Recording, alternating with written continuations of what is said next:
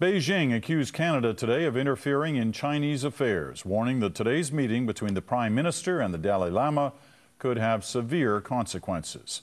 Stephen Harper is not the first Prime Minister to meet the Dalai Lama in Ottawa, but today was different. The CBC's chief political correspondent, Keith Bogue, has more on that. Keith. Peter, whenever the Dalai Lama meets with a government leader such as Stephen Harper, it's officially annoying to China. So that's how the script unfolded today. Your Holiness, welcome to Canada. Your first visit here as an honorary Canadian citizen. It's true. The Dalai Lama has been an honorary Canadian citizen for more than a year. And don't think that doesn't bug the Chinese, who see him as a dangerous insurgent promoting the breakup of their country. His view? He's just a spokesman for freedom. In particular, Tibet's freedom from Chinese domination. That's very beautiful. A meeting with the Prime Minister in the Prime Minister's office gives great legitimacy to the Dalai Lama's cause. And across town at the Chinese embassy, they watched that with grim disapproval.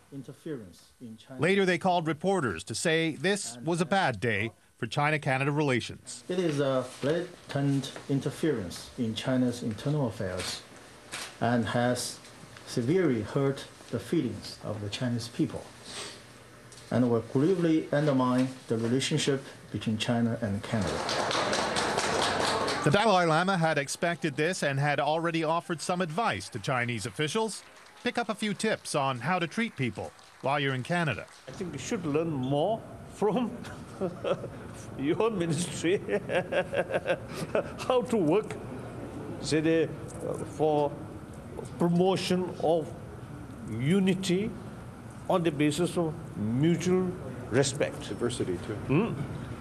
That's all.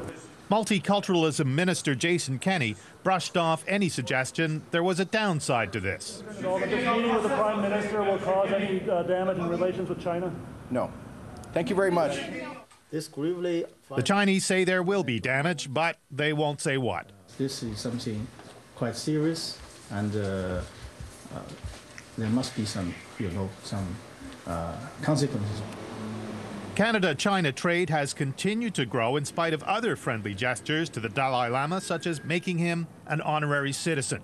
But there are other subtle ways the Chinese can demonstrate their disapproval. China is already dragging its feet on a promise to allow more Chinese air traffic into Canada. That has an impact on tourism. And sources familiar with the United Nations say Canada's cooler relationship with China has already hurt Canada's bid for a seat on the Security Council in 2010. Jason Kenney says the government has no regrets about extending a warm hand to the Dalai Lama, and he points out it plays well with Canadians too. He says 80% support the Prime Minister meeting him.